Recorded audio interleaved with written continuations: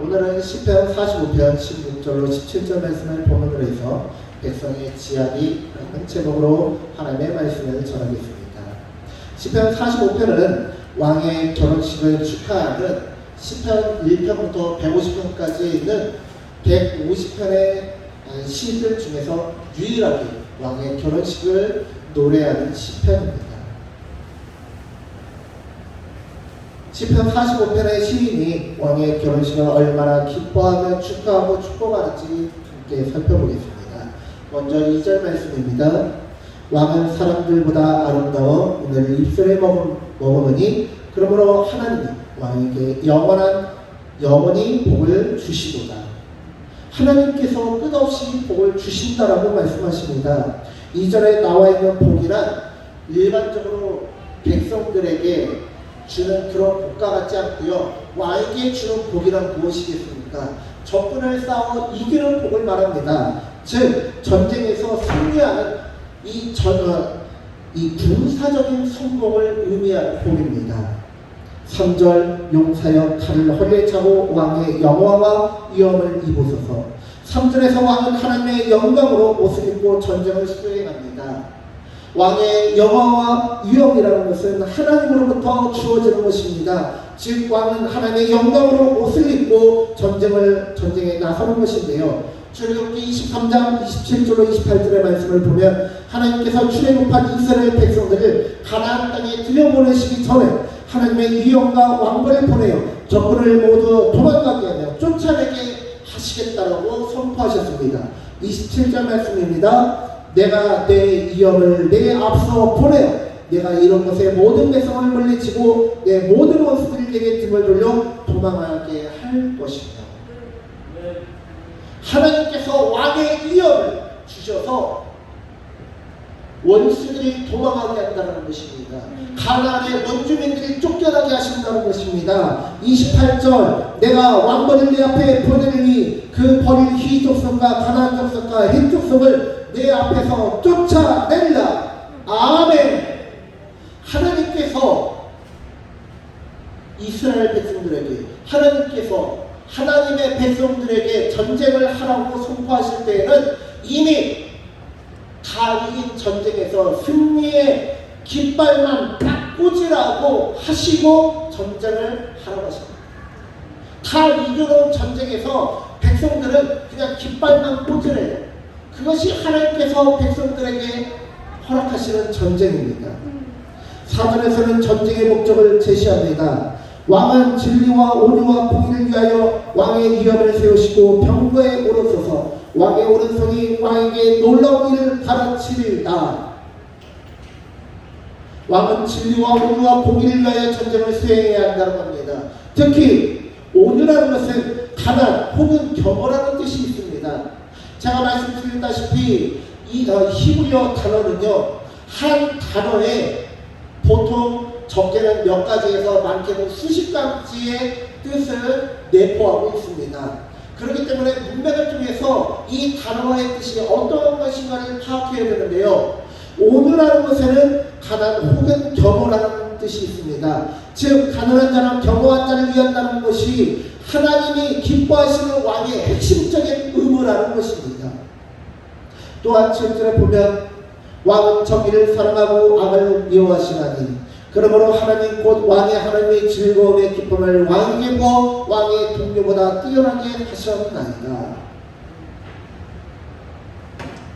하나님께서는 진리와 온유와 공의를 세우기 위하여 위엄을 부어주시고 함께 싸워주십니다. 정의를 사랑하고 악을 미워하는 왕을 하나님께서 기뻐하시고 하나님께서는 마음껏 복을 내려주셔서 승리를 허락하시고 군사적인 성공과 물질적인 풍요와 평안을 허락하십니다. 9절에서 10절의 말씀은 왕과 결혼할 왕비에 대한 건명과 축복의 노래인데요. 그 내용을 다 살펴보기보다는 특별히 10절로 11절의 말씀을 살펴보겠습니다. 딸이여 듣고 보고 귀를 기울일지어다. 내 백성과 내 아버지의 집을 잊어버릴지어다. 그리하면 왕이 내 아름다움을 사모하실지라. 그는 내 주인이시니 너는 그를 경배할지어다. 이것은 말 그대로 뭐 친정을 잊어버리라는 뜻도 있지만 혹시라도 신부가 이방인이라면 성결의 신을 버리고 이스라엘의 하나님을 따르라는 권면입니다. 마치 모압 여인 롯이 시어머니께 이렇게 고백하는 것처럼 말입니다. 16절 룻기 1장 16절입니다. 롯이 이르되 내게 어머니를 떠나며 어머니를 따르지 말고 돌아가라 강권하지 마옵소서. 어머니께서 가시는 곳에 나도 가고 어머니께서 머무시는 곳에서 나도 머물겠나이다. 어머니의 백성이 나의 백성이 되고 어머니의 하나님이 나의 하나님이 되시리니. 결혼은 가구와 결별하고 새로운 관계로 들어가는 것이므로 신랑과 신부 모두에게 변화를 요구하는 것입니다. 그렇다면 오늘 본문의 10절에서 11절 말씀에 결혼한 그 왕비에 대하여 권면하는 것은 무슨 뜻이겠습니까? 인간적인 왕과 왕비에 대한 권면도 있겠지만 영적인 왕과 그분의 신부된 왕비에 대한 권면이기도 합니다.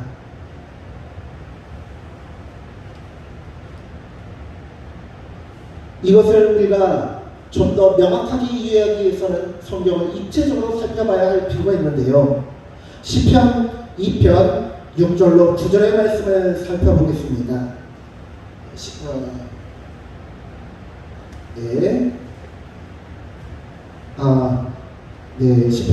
2편 6절로 9절의 말씀 교독하겠습니다. 제가 한절 여러분들이 한절 교독하겠습니다. 내가 나의 왕을 내 거룩한 산 시온에 세웠다 하시리로다.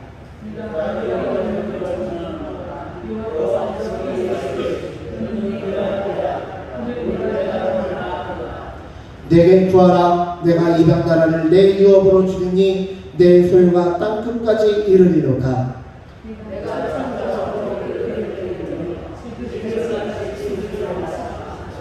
아멘.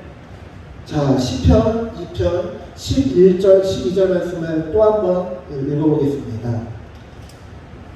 이 말씀을 우리가 함께 합독하겠습니다. 여호와를 경외함으로 섬기고 떨며 즐거워할지어다. 그의 아들에게 입맞추라. 그렇지 아니하면 진노하심으로 너희가 길에서 말하리니 그의 진노가 급하시니라. 여호와께 피하는 모든 사람은 다 복이 있도다. 아멘. 시편 2편의 말씀은 누구를 향하여 하시는 말씀입니까? 시편 2편의 말씀은 예수님을 뜻하는 말씀입니다. 예수님을 메시아를 가리키는 말씀입니다. 즉 구약 성경은 우리에게 무엇을 말하고 있느냐? 또한 오늘 우리가 살펴보는 시편 45편의 말씀은 우리에게 무엇을 말씀하고 있느냐? 신랑 되신 예수님과 또한 그분의 신부되는 우리 믿는 자들의 영적인 결혼식을 축복하고 우리가 믿음의 자녀를 배출하기를 원하고 있다는 뜻입니다. 하나님께서는 예수 그리스도를 통하여 멸망할 수밖에 없는 이 세상의 구원을 선포하십니다. 그렇게 로마서 8장 19절로 21절에서는 이렇게 말씀하고 있는 것입니다. 자, 말씀을 19절은 제가 20절은 여러분이 21절은 함께 합독하겠습니다. 피조물이 고대하는 바는 하나님의 아들들이 나타나는 것이니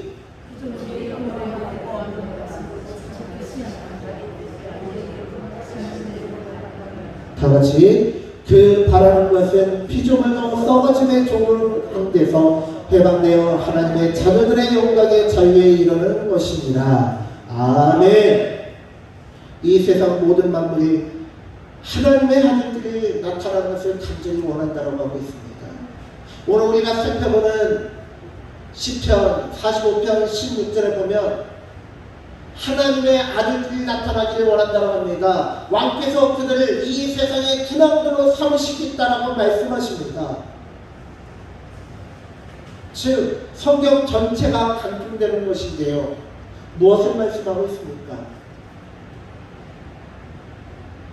우리가 이제는 죄악된 이 세상에서 벗어나 예수님의 온전한 순결한 신부가 되어서 예수님과 영적인 결혼식을 하고 예수님과 함께 영적인 믿음의 자녀를 출산해야 됨을 뜻하고 있습니다.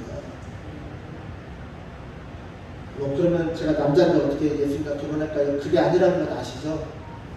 우리가 예수님과 영적인 결혼을 해야 된다는 것입니다. 우리가 예수님과 영적인 결혼식을 올려야 된다는 것입니다. 결혼을 했는데 결혼하기 전처럼 친구들하고 결혼했는데 남편이 새벽 1시, 2시까지 PC방에서 게임하고 와요. 그러면 아내가 생각할 때 내가 결혼을 한 건지 내가 아들 입양한 건지 헷갈리겠죠.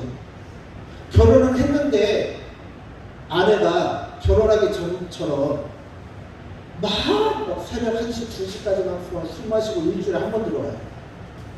실제로 지금은 폐지됐지만 약 10년 전에 몇 년 동안 인기계에 방영이 되었었던 안녕하세요라는 프로그램에 보면 전 국민의 각종 그 고민을 가지고 나오면 그 방청객들 그리고 연예인 패널들이 듣고서 누가 진짜 고민인지 그리고 어떻게 해결해야 될지에 대해 함께 조언을 나눠주는 프로그램인데요. 그 프로그램을 봤더니 저기 밀양인가 거기에 한 부부가 나오는데요. 남편은 시골 총각이에요. 그리고 아내는 밀양 시내에서 옷가게를 해요.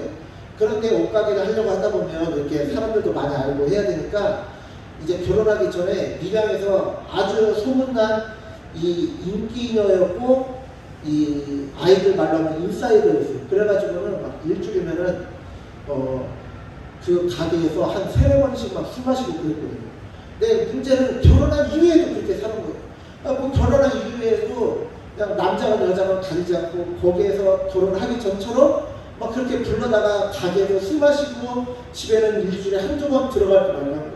그 고민을 가지고 나오는데 많은 사람들이 결혼을 하면 결혼하기 이전의 삶은 어느 정도 포기하는 것이 결혼이다라고 조언해서 그 아내도 자기 삶의 패턴을 바꾸고 이제는 술을 마시더라도 초저녁에 마시고 들어가고 술 마시는 것도 줄이겠다라고 하더라고요. 결혼이라는 것은 이토록 자신 결혼하기 이전의 삶의 패턴과 방향을 포기하는 것입니다. 그리고 상대방인 배우자에게 집중하는 것입니다. 가족에게 집중하는 것입니다. 우리가 예수님과 결혼한다는 것은 죄악된 이 세상의 습관과 가치관을 버리고 이제는 말씀의 가치관과 삶의 방식을 가지고 살아가겠다라고 하는 결단인 것입니다.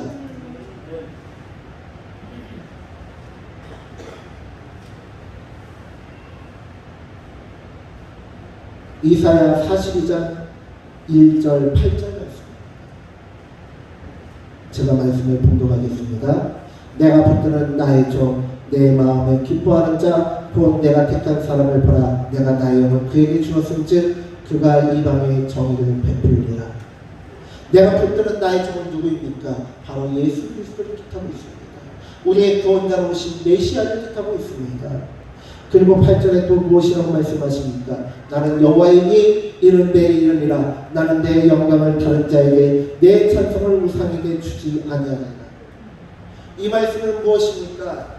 우리를 절대 포기할 수 없다는 것입니다. 나는 너를 포기하지 않겠다. 나는 너를 절대로 이방에게 내가 절대로 우상에게 너를 내어주지 않겠다라는 선언이시고 선포이십니다.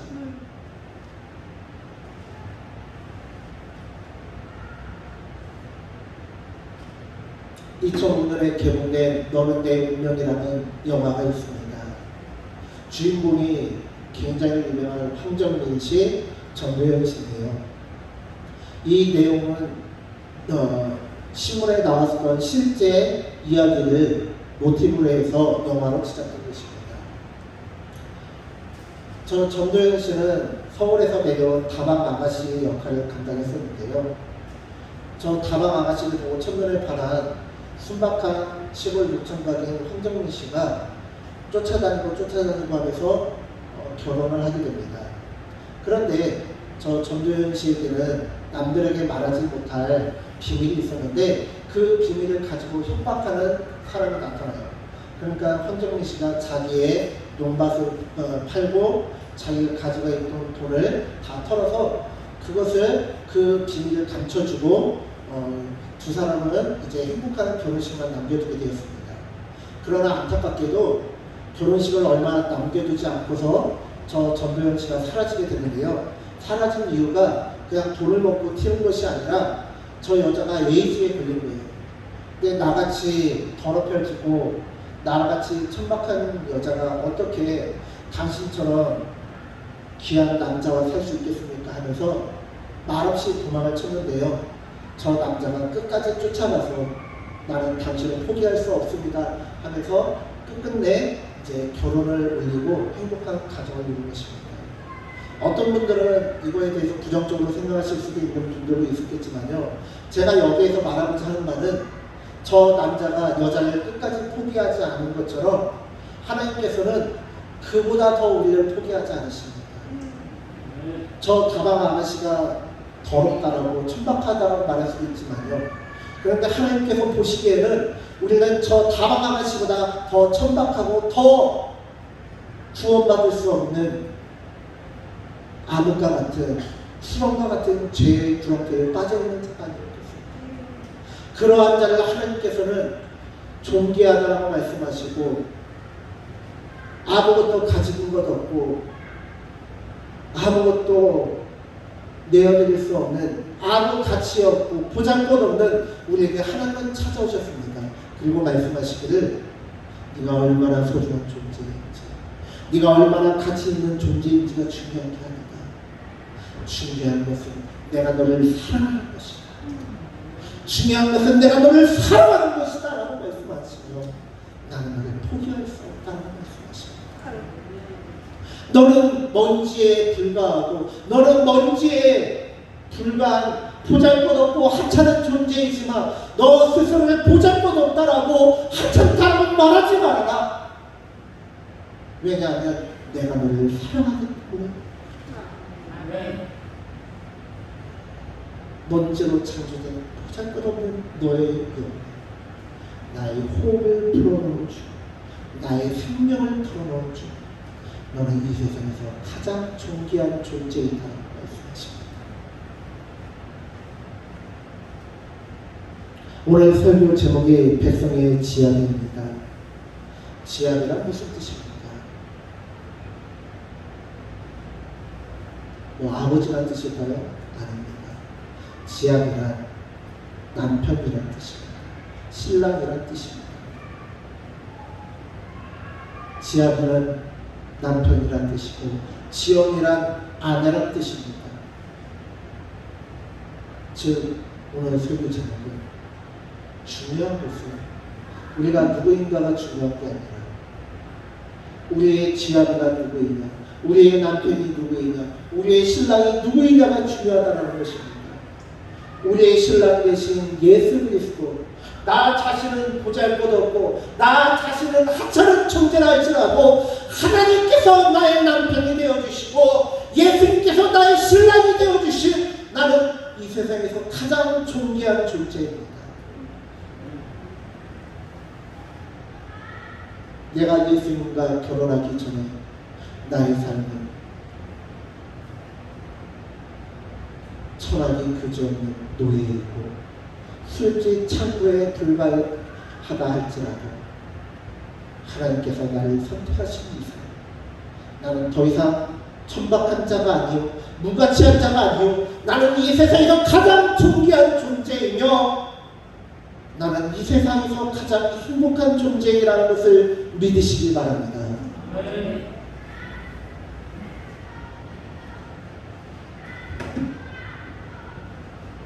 2012년에 개봉한 광해 왕이 된 남자라는 영화가 있습니다. 광해군 당시 명나라와 청나라의 전쟁이 격렬한 시기였는데 조선의 군사 2만 명을 포함하여 각종 식량들을 요구합니다. 이에 대해 소위 사대고라고 하는 양반들은 자신들에게 대해 직접적인 피해가 없기 때문에 평민들이 몇 명이 죽든 말든 신경 쓰지 않지만 왕인 광해군은 이렇게 외칩니다. 백성의 지압이라 부르는 왕이라면 빼앗고 훔치고 빌어먹을지언정 내 그들을 살려야겠어요. 그들이 죽고 못 사는 4대의 예보다 내 나라 내 백성이 10곱절 100곱절은 더 소중하다. 백성의 지아비가 되고 백성의 아비가 되는 왕조차 백성을 위하여 자신의 정치적 생명과 많은 것을 포기하고 희생하야 합니다. 하물며 인간을 위하여 죽음까지도 감수하신 하나님께서 인간을 얼마나 사랑하시겠습니까? 먼지에 불과한 인간은 거룩하신 하나님에 비하면 정말 초라하고 하찮은 존재입니다.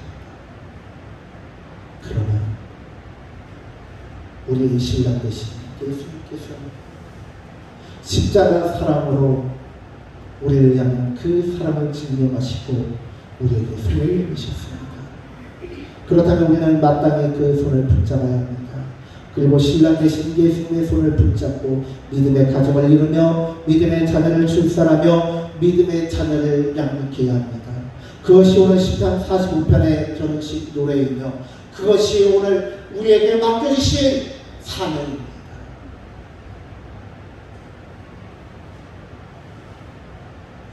저는 지난 월요일 화요일에 다음 세대 코칭센터에서 진행한 담임 목사 앞장서는 다음 세대 사역이라는 세미나에 참석하고 큰 감동과 도전 그리고 은혜를 받는 시간을 보내고 왔습니다. 오늘날 한국교회 가운데 교회 학교가 위험하다라고 2기론을 외칩니다. 그런데 그거 아십니까? 교회 학교 2기론은 1990년대부터 등장했었고 30년이 지난 지금까지 아무것도 못한 결과 어떻게 되었어요? 대한민국 가운데 60% 이상의 교회에 주일학교가 없습니다. 주일학교 아이들이 한두 명 있는데요. 주일학교 부서가 없어요. 왜요? 아이들이 한두 명이고 그 아이들을 가르칠 교사가 없고 공간이 없고 재정이 없습니다. 그런데 교회학교 청소년부, 청년부의 이기는 그 이기는요. 무엇이 원인인가 가만히 살펴보니까요. 그들의 부모가 되는 30대, 40대, 50대가 교회에 나오지 않는다는 것입니다. 그렇다면 왜 한국 사회 가운데는 30대, 40대, 50대가 교회를 떠났을까요? 그것은 여러 가지 이유가 있습니다. 그러나 그 이유는 우리 성도님들께서 많이 아실 것이고 예배 시간이기 때문에 하나하나 자세히 열거하지 않겠습니다. 중요한 것은 무엇이냐? 이제는 교회를 떠나간 50대 이하, 50대, 40대, 30대, 20대, 10대 교회를 떠나간 사람들을 다시 교회로 불러들여야 된다는 것입니다. 어떻게 그것이 가능할까요? 제가 오늘 이번 주에 기독교 헤럴드에 올린 기고문을 여러분들에게 단체 카톡방에 올려드리고 또 신문에 스크랩에서 붙여드릴 텐데요. 참 보면 이 땅에 1940년, 30년, 40년, 50년, 60년, 70년에 태어나신 분들이 얼마나 고생을 많이 하시는지 먹을 것이 어디 있습니까? 일제에게 담대하고 전쟁터로 함께해야 되는 땅에서 가족에게 친절이요? 그거는 사치죠. 어떻게 해서든지 내 가족에게 먹을 거 하나라도 더 먹여주기 위해서 악바리를 쓰고 악다무니를 써가면서 여기까지 오지 않았습니까? 그렇기 때문에 돌아볼 여력이 없었고 내 가족을 그리고 내 이웃에게 얼마나 큰 상처와 아픔을 주는지를 깨닫지 못하고 그저 돈 하고 그저 먹을 것을 구하는데 혈안이 되어서 노력해오는 인생이었습니다. 그분들이 없었다면 대한민국이 여기까지 발전할 수 없었고 여기까지 성장할 수 없었습니다. 그러나 또 한 가지 안타까운 것은 그렇기 때문에 많은 사람들이 교회에서 가정에서 상처를 받고 교회를 떠나왔다는 것입니다. 우리가 기도하여 한국교회의 부흥을 이루고 우리 가정의 경제를 일으키며 대한민국 경제의 발흥에 한 발을 보탰다면 이제는 마지막 사명으로 우리가 잃어버린 가족을 되찾는 시간이 되기를 원합니다. 지금 당장 여러분들이 가셔서 자녀들을 전도하고 막 그렇게 하라는 게 아니에요. 전도는 하나님께서 하시는 것이고요. 우리는 기도하는 겁니다. 그러면 지금까지 했던 것과 별다른 게 없지 않습니까, 목사님? 이렇게 질문할 수도 있는데요. 아니요, 차이가 있습니다. 그 전까지는 우리가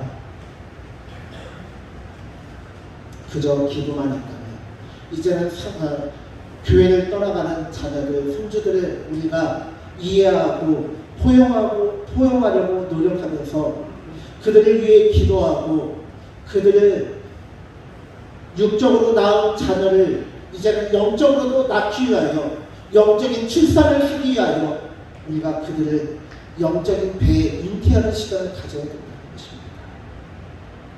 굳이 우리 교회 하늘동산교회에 나오지 않더라도 집 근처에 있는 교회를 나가기만 하더라도 만족합니다. 중요한 것은 그들이 하나님을 믿고 하나님의 백성이 되며 생명을 얻는 것이 중요하기 때문에 그렇습니다.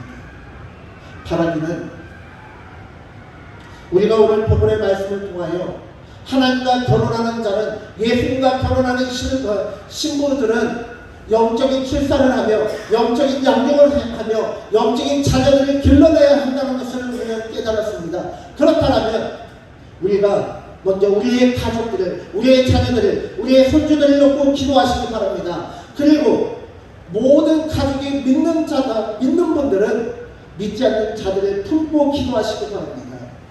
그것이 백성의 지하기, 그것이 우리의 신랑 되신 예수님과 진정으로 결혼하는 자들의 삶인 줄 믿으시기 바랍니다.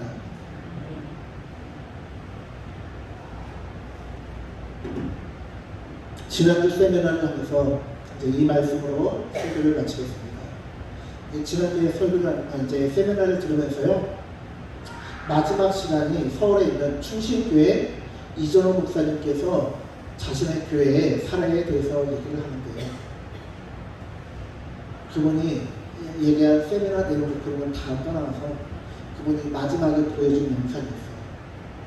그 영상이 뭐냐면 자신의 교회는 매달 첫째 주 토요일인가요? 그때 온 가족 기도회를 한대요. 새벽 예배를. 그런데 그 새벽 예배에 누가 주관하고 이끌어가느냐? 가정들이 이끌어간다. 그 예배에 모든 것을 보여주지 않고 그냥 온 가족 합창단을 보여주는데요.